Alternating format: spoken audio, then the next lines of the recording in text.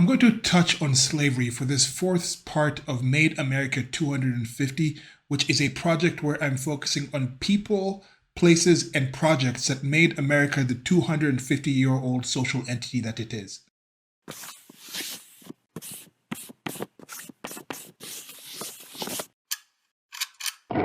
So, slavery, America.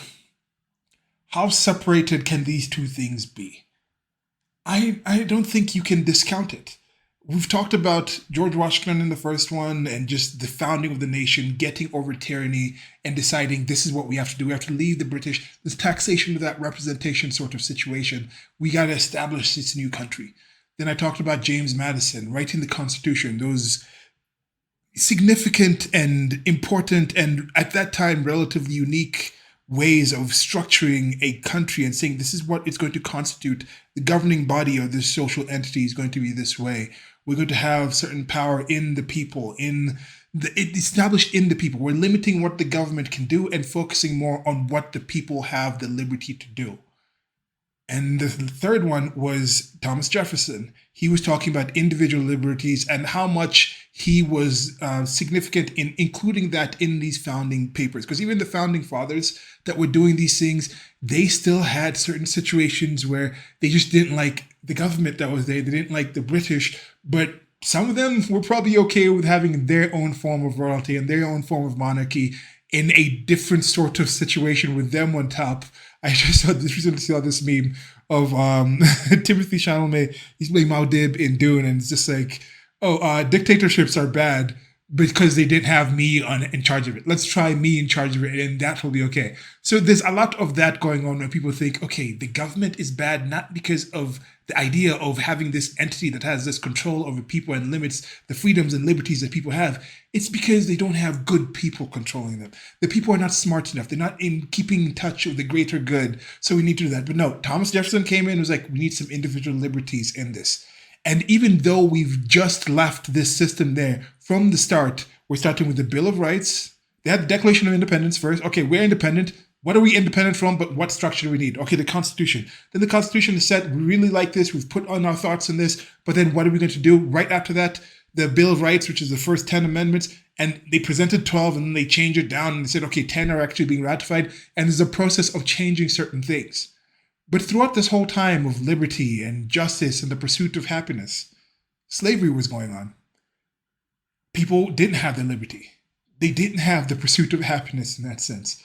But that was still under this whole situation that is the United States of America. As I said, not unique to the United States of America. Other places had slavery as well. Even in America itself, as you'll see, as most of you know, the South had slavery, the North didn't. So there's other questions of why did this happen? And then there was a big move of people to rise up and eventually overcome whatever state control or reasoning was happening at the point they're saying, okay, we're not going to be able to sign these things if we actually have like slavery, like the freedom of the slaves were in there, practical aspects of it. We have to do this in this way because politics isn't necessarily about what is 100% good, 100% just. It's more like what is practical? What can we actually get away with? What can be done? What agreements can be made in this situation? And that's what they came to. Some of the founding fathers, of course, had slaves as well. So this is a key part to what America was at the start.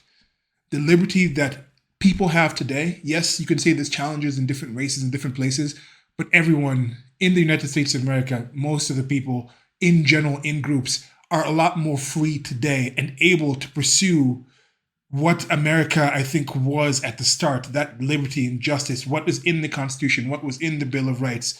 I don't think you necessarily being born black in the United States of America, you happen to be black, I don't think that really handicaps you off the course, like legally through the nation of United States of America for being that way. Like, can somebody say Bronny James, the son of LeBron James, somehow has a handicap over 99% of the white people in the United States of America? I think most people will say, no. Bronny James has been born with probably more of a chance to pursue some of these things and then now compare the rest of the world. Anyway, so with that, I'm going to be reading this article about Eli Whitney, and that's the speed drawing that's going on the screen. This is discussing something with the invention of the cotton gin that Eli Whitney invented, and some claim that it was key to entrenching slavery in the South. But then, as you'll see with this article, some also claim that that technology also resulted in letting the North have the technological advantage to win the Civil War. And there's some other thoughts I'll have around that, but I think this is key to kind of what America is. America is an idea. There's some things going on that go on in different places. You can try different things. You can try the slavery. You can try the no slavery in the same kind of place. Things are invented. Ideas are invented. But what are the people who are actually living in the United States of America doing with those ideas? That is key. That is different. That is what actually made America versus just the things happening. Because a lot of things have happened everywhere in the world since the beginning of time, since the beginning of history. But certain things had to happen to make America what it is today. And what are the things that are going to have to happen? What are the actions that are going to be taken by Americans and others to make whatever it is going forward? I'm going to be reading from American Heritage, trusted writing on history, travel, and American culture since 1949. There's going to be links to it, but it's americanheritage.com. You can find this article there. And the article's name is Eli Whitney, Nemesis of the South. And the subtitle is Having Given Slavery a New Lease on Life, He Then Made Northern Triumph Inevitable. This was by Aaron Whitridge. Before I get into it, when I was reading things like the Constitution, and I think in this series, if I'm doing some sort of official document, I will make sure I get the words correctly in case somebody is hearing this from the first time or whatever it is they listen from me. I want it to be in the official kind of sense. But in an article like this, I think I'll just read through. If I have some thoughts and things like that, I might dump it through. If I missay something, I'm going to come back. I'm just going to correct myself as I go versus just re-recording the whole thing. Okay, jumping into it. As I said, Eli Whitney, Nemesis of the South by Aaron Whitridge. Any American who ruminates about the origins of the Civil War, and that should mean not only professional historians, but everyone in the United States, North and South, who has ever been spellbound by the story of his country will find himself confronted sooner or later by an ingenious contraption for removing seeds from the cotton ball known as the cotton gin. This device, invented by Eli Whitney, a totally unknown young man just out of Yale College, changed the whole pattern of cotton production. No invention ever answered a more pressing need. Immediately after graduating from Yale in 1972, Whitney had been engaged as a private tutor for a family in Georgia. On his way to take up his post, he made the acquaintance of Mrs. Nathaniel Greene, widow of the Revolutionary General, who was returning to Savannah after spending the summer in the North. An invitation to stay at Mrs. Greene's plantation, all the more welcome when he discovered that his prospective employer had hired another man in his place, brought him into contact with the cotton aristocracy of the neighborhood. Whitney soon endeared himself to his hostess by his extraordinary handiness. There was nothing that this big, rambling man with the extraordinary deft fingers, why did I put that accent in? Extraordinary deft fingers could not make or mend. As a boy on the farm, the oldest of 5 children, he had always preferred puttering around his father's workshop to doing the farm chores. He was born in Westborough, Massachusetts in 1765, the year of the Stamp Act. By the time he was grown, the exciting days of the Revolution were over, and the farmers of Massachusetts were learning to their amazement that independence and prosperity did not necessarily go hand in hand. Some of them, discouraged by the debts they could not pay, joined Shays' rebellion against the state government. But Eli Whitney stuck to the farm and eked out the family income by manufacturing nails, even hiring a helper to fill his orders. When the demand for nails slacked off, he turned to making hat pins and walking canes. Neighbors got into the habit of looking up Eli Whitney whenever they needed anything repaired. He even made a violin for one of them, which was said to have produced, quote, tolerable good music, end quote. At the age of 18, it came home to him that he needed a college degree if he was ever going to be if he was ever to be anything more than a clever mechanic. And here, just on the side, like, this was somebody who was taking care of the farm, doing all these things, And yes, you could say time has changed a bit and whatnot on the side, but he was already doing all these things, starting different businesses, people coming to him to do things, making violence, doing all these other things. And he wasn't even 18. Then he's like, okay, now I'll go to college. Now you have the inverse situation where the average American has gone through the K through 12 system by the time they're around 18 and just shoved through college. They don't know what they're going to do. They haven't actually attempted to see if they're good at anything. They're just going in there and getting the debts. And that's another messed up situation. I think if you told Eli Whitney about the way college is going on right now and compared to what he had there, he'd be kind of shocked about this. And some of the things, what changed in America that was made by these sort of people into the Americas that's there now. What is being made in America right now? You have the situation now. Okay, back to the reading. As we said, when he left him, he was 18 going to college now. The family was not sympathetic. By the time he had prepared himself for college, he would be too old, and besides, the family could not afford it. Again, just another aside. Imagine here for a certain kind of Americans being like, I'm not gonna go to college. I already have things to do. Imagine Americans saying, yeah, I've been doing these things and people have been coming to the neighborhood, I've been fixing these things. I'd rather just go in the trades. I'd rather just start my business. Most people are like, what are you doing? What do you mean you can't afford it? We'll just take out a loan. We'll just get into debt for it. It's a different sort of existence. Okay, back to the reading. Eli listened to all their complaints and then disregarded them. He taught school for 3 winters, finally won his father's consent, and was admitted to Yale in 1789. When he was 23 years old. He was not a brilliant student, but when Reverend Ezra Stiles, the president of Yale, was asked to recommend a suitable person for a private tutor out of the graduating class of 1792, Eli Whitney was the man he chose.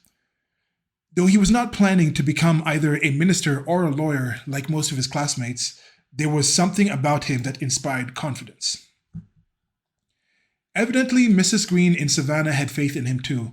And when a party of her friends, officers who had served under the general in the Revolutionary War, were discussing the deplorable state of agriculture in their neighborhood, she referred them to the young Yale graduate who was staying with her. They were bemoaning the fact that there was no quick, practical way of separating short staple cotton from its seed. It took a slave 10 hours to separate 1 pound of lint from 3 pounds of the small tough seeds.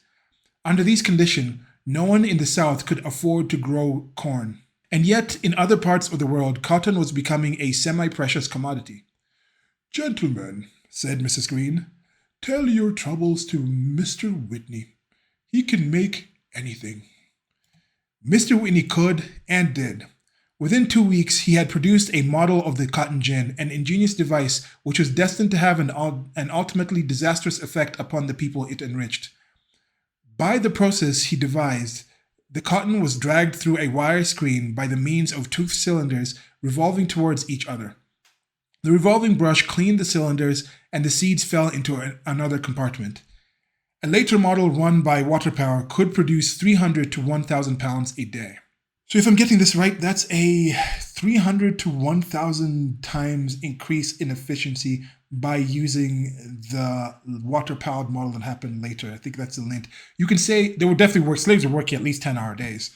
And I guess you could also say that if these were willing people and you were paying them, then they would work in a better way. Like that's just something that's proven. If you were enslaved to do something, you would probably do in the base level to not get beaten for it. But if you're being paid and you chose to do it, you'd probably work in a certain way. Then if you had incentives, like you were getting bonuses for doing more things, you could probably work more. But there's still just limits in what a human hand can do.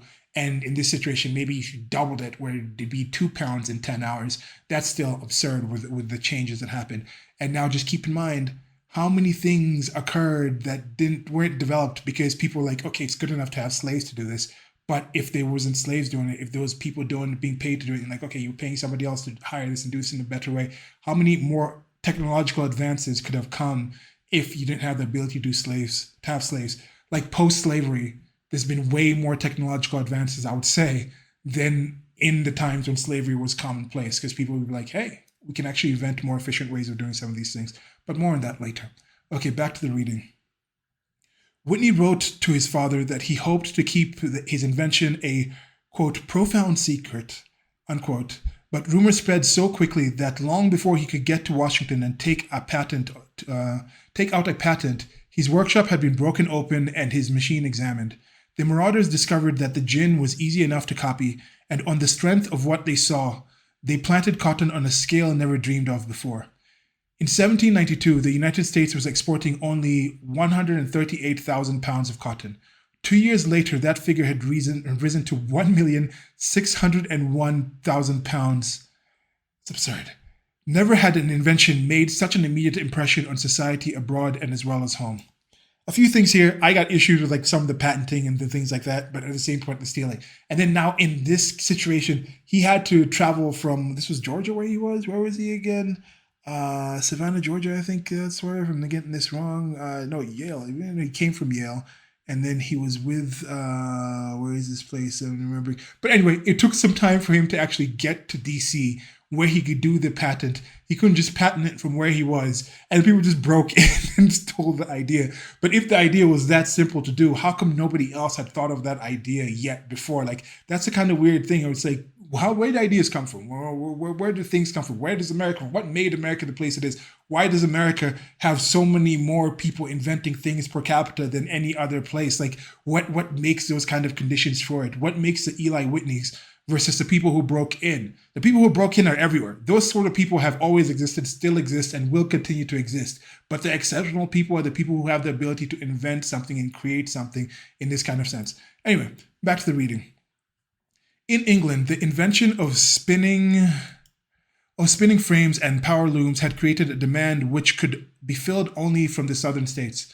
The supplies from the Levant, from Guyana, and from the West Indies, which had met nearly all the needs down to 1794, fell into the background as the export of American slave-grown and mechanically ginned cotton suddenly began to climb. By the end of the first quarter of the 19th century, America was shipping to Liverpool more than 3/4 of all the cotton consumed in the United Kingdom. Eli Whitney had conjured up an army of 450,000 cotton workers in England. 10,000 power looms and 240,000 hand looms secured the cotton planters against the danger of a glutted market. Yeah, now, this is a situation where they had found some sort of independence from the government of the United Kingdom, but they were still tied into that. The United Kingdom was still benefiting from slave labor in this kind of sense. Like, think about how tough it is right now when people are like, oh, this is sweatshop labor. We're trying to avoid sweatshop labor, the conditions in this. Back then, it's like, no, we're just taking this and relying 450,000 cotton workers. That's a lot of jobs. Imagine if you stopped this and people thinking if you stopped that, they wouldn't have the things. If you objected to it being with cotton, they wouldn't have had, you have the BDS, DBS? What is the divest thing? If we're coming from Israel, people are like, okay, we don't like what Israel is doing, so we're going to avoid people that deal with them and work with them. There's a lot of these kind of things based off of certain things that are done in current timeline that just were not even thought of in the recent past. And there's probably a lot of things that you're dealing with that probably don't fit into these things. Okay, back to the reading. The existence of this market and the possibility of supplying it with ease and profit made cotton planting the one absorbing industry of the South. The Louisiana Purchase had opened to slaveholding settlement and culture a vast domain of the richest soil on earth in a region peculiarly adapted to the expanding production of cotton. As the production grew, so did the value of the Negro. By 1825, when cotton was selling at 15 cents a pound, a good Negro field hand who had been worth only $500 20 years earlier would often bring $1,500 on a New Orleans auction block. So, this is a confluence of things. They also had the soil to do this. The Louisiana Purchase was something I think Thomas Jefferson was part of, the Lewis and Clark expedition, kind of pushing and founding those. I think that's when he was president when he was doing that. I think he was the fourth president, if I'm not getting that right. But he was the last person in Made America 250. So there was a confluence of things. It's not just the cotton gin. It's not just having a market like tied in like with the UK where let's say they had all these things and who was going to make it in the United States of America. There was demand abroad to ship the stuff out there. There was already an establishment of slaves there because I think just getting this and then thinking, okay, now that we have this, let's all of a sudden bring in slaves for this particular thing. That's a different such a situation because even just the slaves having the complaint there led to the people complaining to Eli Whitney and Eli Whitney saying no with your parents, like, I'm actually going to go to college. I'm not just going to stay doing my things. All these things kind of led together for this situation to happen, the cotton gin to be created and for it to happen in this kind of sense that it did here. Okay, continuing. The phenomenal success of the cotton industry, for which Eli Whitney was directly responsible, gave birth in the South to a new conception of slavery. In the early days of the Republic, the most thoughtful Southerners, including Washington and Jefferson, had deprecated slavery as an evil which must eventually be swept away. No one denied that slavery was a moral evil and a menace to the country. Almost every Virginian hoped to make real the opening words of Jefferson's Bill of Rights, that all men are by nature free and independent. As the French traveler Chastellux wrote, they are constantly talking about abolishing slavery, and of the contriving some other means of cultivating their estates. Such ideas gradually came to be regarded as old-fashioned. What asked Daniel Webster in 1850, had created the new feeling in favor of slavery in the South, so that it became an institution to be cherished. No evil, no scourge, but a great religious, social, and moral blessing. I suppose this is owing to the rapid growth and sudden extension of the cotton plantations of the South. It was the cotton interests that gave a new desire to promote slavery, to spread it, and to use its labor. The doctrine that cotton was king, that all other interests in the nation would bow before it, had permeated the South by the middle of the century. Few of the Northerners who scoffed at this doctrine remembered that it was a Northern inventor who gave slavery its new lease on life. It was hard to protest against a system upon which the whole prosperity of one section of the country seemed to hinge. Unwittingly, Eli Whitney had set in motion an undercurrent against the notions of equality and freedom. He himself made nothing out of his cotton gin, but he was nonetheless the founder of the Cotton Empire, an empire which everybody believed would inevitably collapse if the underpinning of slavery were removed. And like I was saying with the drawing, has cotton ended? Are we making more or less cotton now than we were in the past? I think it's safe to say America, if it's still shipping out, it's definitely generating more than 1 million in what's called pounds, probably from a lot fewer people actually being enslaved and tied into this system. The cotton gin, like many other inventions, turned out to be so valuable to the world as to be worthless to its inventor. The government could offer him no protection against the infringement of patent rights. The suits he brought were tried before juries composed of the very men who were breaking the patents. Whitney discussed his predicament dispassionately in a letter to Robert Fulton, another disappointed inventor. The difficulties with which I have had to contend have originated principally in the want of a disposition in mankind to do justice. My invention was new and distinct. I have always maintained that I should have had no difficulty in causing my rights to be respected if it had been less valuable and used only by a small portion of the community. Unable to make a living out of the cotton gin, he turned his back on the South. He settled in New Haven and determined to devote himself to the production of something profitable, something which could not easily be copied and appropriated by others. Alexander Hamilton's, quote, report on the manufactures, unquote, presented to Congress in 1791, had emphasized the importance of making the United States independent from foreign nations for military purposes. Along with Hamilton's state papers, this report fell hat. I don't know what idiom that is. This report fell hat. Okay. Let me actually just pause and check because we are on the internet. I am when I'm recording this. This is Silas from the future coming back during the editing and finding some other typos in this document. I think that was just a typo, but if it's not, does anyone know what fell hat means? I think it might have been a typo. It was only later that its wisdom came to be generally recognized, but Eli Whitney was one of those who did not have to be converted. In 1798, disturbed by the danger of war with France, he wrote to Oliver Wolcott, the Secretary of the Treasury, offering to manufacture 10,000 or 15,000 standard of arms. By stand of arms was meant by stand of arms was meant to complete arms necessary to equip a soldier, the musket, bayonet, ramrod, viper, and screwdriver.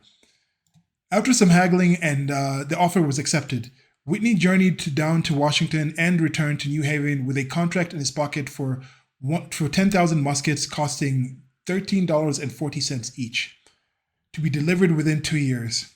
He proposed to manufacture these muskets on a new principle, the principle of interchangeable parts.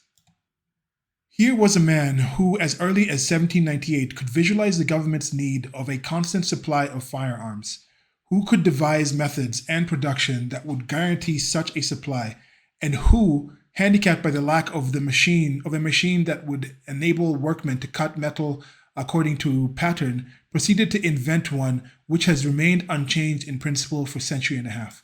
So, Eli Whitney was just big upping both the welfare state aspect, the ultimate sort of welfare, and even the regular welfare we live in right now, enslave somebody to the state. You're reliant on these people for your food, for your shelter, for your living, your day-to-day, finding the people you relate with, what you do in your day. That's how you are when you're tied to a welfare state. And slavery is the ultimate form of welfare in that sense, where you're just forced to be in that way. You're forced to be that way, and the people in control of you can sell you off, can do these things. They treat you as a commodity in that sense. So that's the welfare state aspect of the government. And then Eli Whitney was also here, a key part of starting the early warfare state and just creating those interchangeable parts, just getting the militaries all armed up. But yeah, I guess these were situations, these are the realities that you're existing in. But yeah, Eli Whitney doing all sorts of things, even sell the thing and up there doing the things. Okay, back to the reading. This milling machine, as it was called, was itself a major innovation. It was the cornerstone of his new system of interchangeable parts, by means of which he was able to make the same parts of different guns as much like each other as the successive impression of a copper plate engraving. Life in America had produced plenty of mechanics, particularly in New England, but few craftsmen. What Whitney did was to substitute for the skill of the craftsman the uniformity of the machine. Foreigners have often observed as one of the characteristics of American industry that we build from top down rather than from ground up. Eli Whitney did not start with a few workmen and then gradually expand. He tooled up first. Before a single workman walked into his factory, Lie designed and built all the machine. Wait, what? Okay, this is just a misspelling. Before a single workman walked into his factory, Eli designed and built all the machinery he would need for his method of production. At the same time, he proved himself a practical businessman as well as an inventor. He understood how to obtain contracts, finance their execution, and provide funds for future expansion. The importance of what Eli Whitney was doing did not readily penetrate the official mind. His friend Oliver Wolcott had been replaced in the Treasury by Samuel Dexter, a Massachusetts lawyer who instinctively distrusted theories not sanctioned by experience. Trust the experts was still a thing back then. It's still a thing recently right now. We're seeing something happening with Dr. Fauci going out and pleading the fifth over and over again, the trust in the experts that was done there, and just the managerial class that has grown in the US government, which is not at all, I think, what people would want back here, but you can see that was already there. The bureaucrats were already doing some of those things. Okay, so Whitney's methods seemed to him unorthodox. As if to justify his suspicions, Whitney was soon running behind on his schedule of deliveries. In the first year, only 500 guns were produced instead of the stipulated 4,000. Dexter was not surprised by his request for an advance of $10,000, but he took his time in answering the letter and only agreed very grudgingly after insisting on further guarantees. Fortunately, the new president, Thomas Jefferson, was blessed with the receptive, ranging mind of his generation. The idea of interchangeable parts was already familiar to him. In 1785, while minister to France, he had visited a workshop of a certain Monsieur Leblanc, who was engaged in manufacturing muskets only on exactly that principle. He had himself put together the parts of 50 locks, taking pieces at hazard as they came to hand. So impressed was he by this new method of manufacture that he suggested bringing Monsieur Leblanc over to America, but the government was not interested in newfangled techniques. Nor indeed was the French government. which probably distrusted any invention that might possibly lead to unemployment. Again. With this one, again, we could just, if employment is so important, we could just do away with the abolition of slavery and everybody could be employed as a slave. Nobody really wants that, right? We understand, like, just not having a job in and of itself is not like having something to do every day in the morning. It's not something that is inherently positive in and of itself. But then being denied the ability to do it because of other things could also be negative in a way.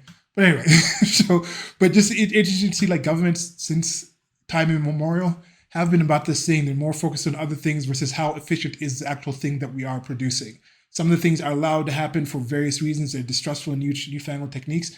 A newfangled technique was not having slavery. So do you think the governments were really interested in freeing slaves in that kind of sense? It's kind of tough. Once you get in the government, people are like, can we kind of keep them kind of used to doing that? This newfangled technique of actually paying these Negroes, do we really want to do that? Probably not. Anyway, look into how much the government was enforcing it. It wasn't like the private sector, like demanding slaves were there. It was the governments all over the world, whatever governing bodies were in charge of this. In Africa, it was whatever governing bodies were in charge of the tribes and whatnot were the ones who were capturing people, selling them to the people, planning things, securing the docks for the selling the slavery things.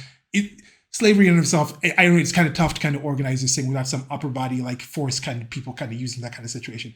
But I am rambling a bit here. Okay, so nothing more is heard of Monsieur Lebanc. I do not know what became of him, said Jefferson. He had flashed across the screen of history and disappeared. In England, too, other men had anticipated Whitney in the application of mass production to an article with interchangeable parts.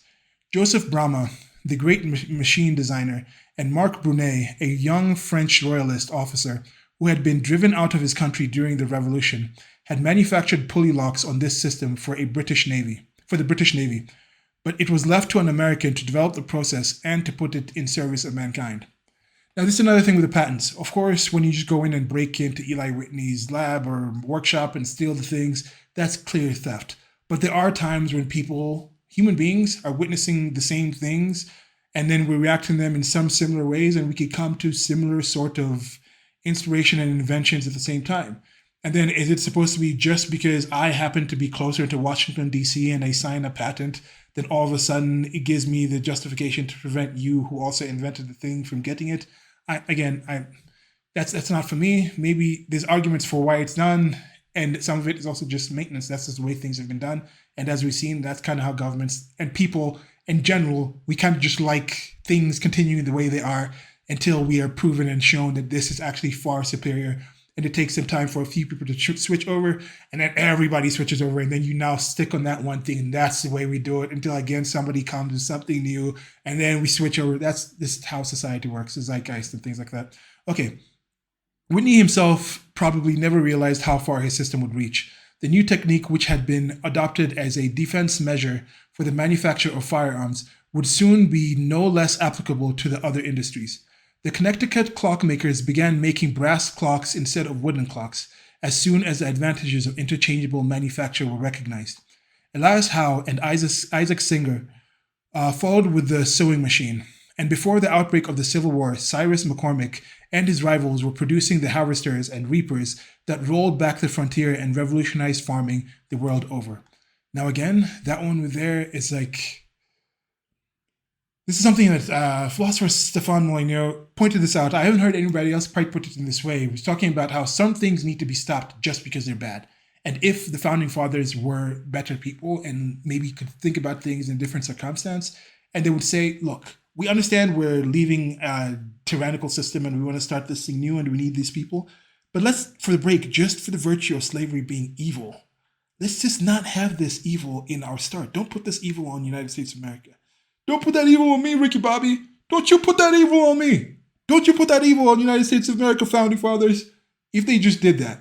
And then people would be like, but what are we supposed to do? How are we supposed to change? It's like, no, stop it because it's evil. And you don't have to, people are like, okay, so how are we going to do it instead? It doesn't matter. Stop it because it's evil. Like, even if you went back then and you said, okay, we're going to have these huge machines that are going to roll down these fields, and the front little roller things are like 20 meters away, and they're just going to grind down. They're going to be fueled by these millions of years old trees, and this oil is going to come from the earth. We're going to fund it in this engine, and the pistons are going to be going this way. And you can have one person doing the work that takes like 500 people now in like a small percentage of the time that it takes all these people. How would you sell that to someone? It's like, no, just stop it because it's evil. But because you stopped the evil stuff, the farming didn't have to stop being done. There were still people doing that. And you see other inventions came because he went on and he did these other things. Okay, back to the reading. Let me see if I could just get towards the end of this. This must be a short read, and I'm just going and rambling with other things. Okay. For these inventions and 100 others, Eli Whitney paved the way. The successful application of his theory of interchangeable parts proved a landmark in the overall growth of the American mass production. In Europe, where there was no shortage of skilled labor, the idea of mass production made slow progress. It caught on only in the gun-making industry, where the advantages were too obvious to be ignored. By the middle of the century, nearly every government in Europe was supplied with American gun-making machinery. All planned to operate what was known everywhere as the American system. Also, the governments wanted guns to keep power and control over their people, of course, and to wage war, because without the state, who would wage war? In the southern states, the rich planters who had profited so enormously from the cotton gin paid no attention to the increasing tempo of industrial activity in the north. One southern state, South Carolina, paid $50,000 to the inventor of the cotton gin as a belated acknowledgement of what society owed him. But no one in the South seemed to be aware of the new techniques in manufacture evolved by his same inventor of the techniques of which the seceding states were soon to find themselves desperately in need. The fact was that conditions of labor, soil, and climate had produced a static society in the South which refused to accept the implications of the 19th century. It is one of the ironies of history that the man who inadvertently contributed to the downfall of the South by his invention of the cotton gin should also have blazed the trail leading to the technological supremacy of the North. The loss of will to fight in the closing days of the Confederacy can be traced in large part to the feeling that the South had reached the limit of its resources, whereas in the North, every deficiency in equipment could always be made good. As to the inherent fighting ability, no distinction can be made between the Union and the Confederate soldier, but in the quantity as well as the quality of their equipment, the advantage was all with the Northerner. While it was true that the extraordinary resourceful General Gorgas, the Confederate Chief of Ordnance, managed to keep the Gray Army supplied with the necessary weapons and munitions up to the very end of the war, even General Gorgas could not keep pace with the inventiveness and the productivity of Northern arsenals and Northern factories. On more than one occasion, a single Northern regiment, armed with breech-loading rifles, held in check a whole brigade armed with the ordinary musket. As one Confederate soldier put it, "It is no use for us to fight with Yuns with that kind of gun. No, it is no use for us to fight with Yuns with that kind of gun." The disparity in clothing and equipment was even more marked in the disparity of weapons. The Southern soldier had to find most of his equipment, whereas the Northerner was supplied by the government.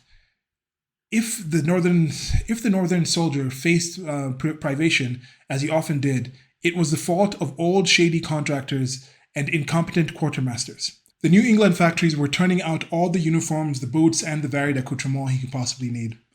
The Civil War at the bottom was the first of the truly modern wars, in that the industrial potential of a nation forms the foundation of which all military and achievements must ultimately be built. Given that situation, the advantage was all with the North.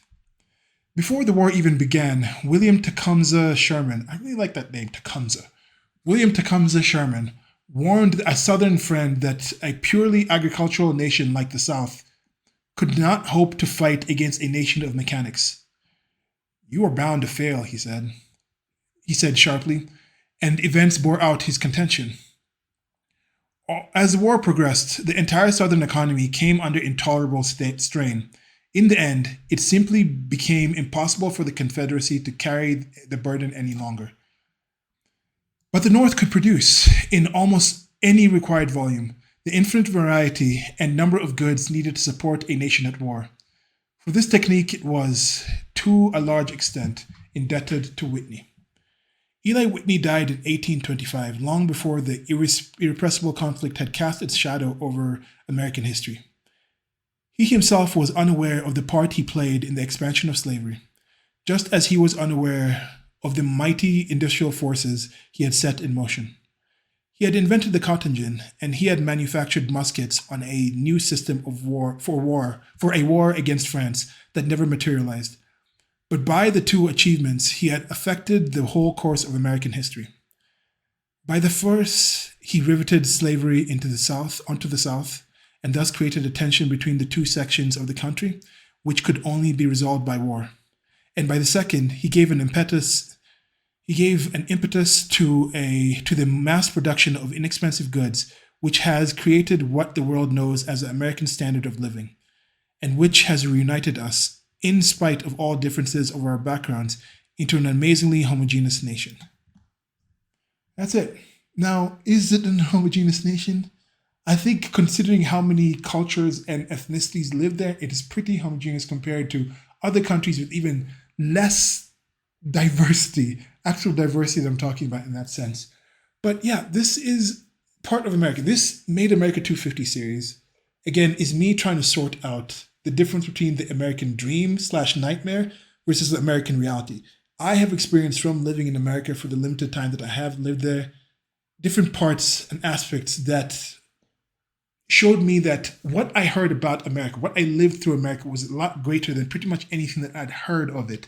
The myths of how evil it is, the complaints of this is such a horrible, horrible place. You're going to be black. You're going to be seen as black. You're going to be treated this kind of way. And then I go to a certain place. No, they kind of don't treat me that way. Like I reach out and do this. But this is not unique to America as well. Like I've seen this in other places. In many cases, living right now in current timeline today, when you're hearing this, this is probably the best time to be alive, regardless of where you are today, for a wide range of reasons. And some of that is some of the things that came to the United States of America.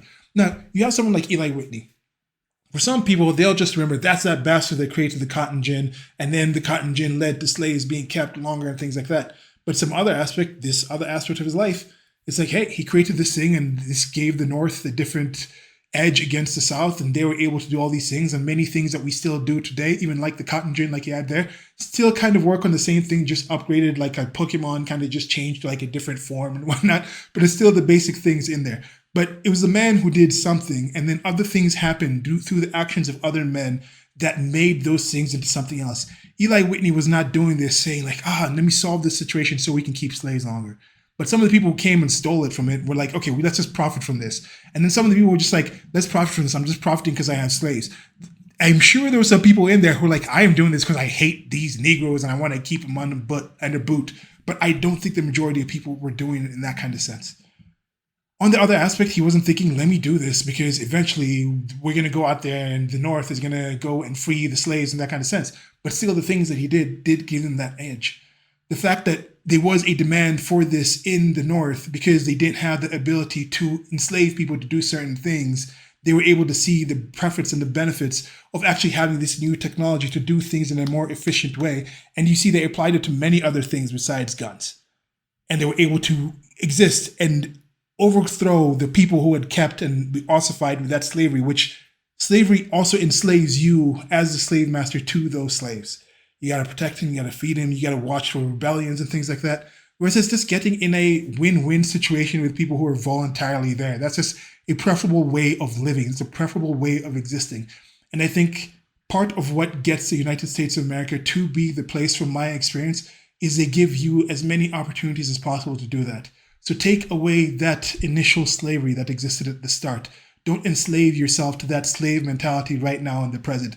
Be the people that this country was made of, the United States was made of, and other people in the world can also see what was in the United States, and we can see, can we be those people too? Can we learn from what was happening in the past? Can we learn about the positives and take warning of the negatives and avoid doing those things again? So that's it for this episode of entry of Made America 250. See us again next Saturday. I'm going to be posting these every Saturday. And with the speed drawing that's on the screen, is going to be merchandise. You can find it on my Redbubble store. Whenever that changes, I'll send links to it. But everything up on Redbubble will stay there for the time being. So that was Eli Whitney. You can focus on his contribution to slavery or his contribution to abolition. Either way, he's an American that did X, and other Americans came and did other things with that X. Guys, gals, and everybody else in between, goodbye.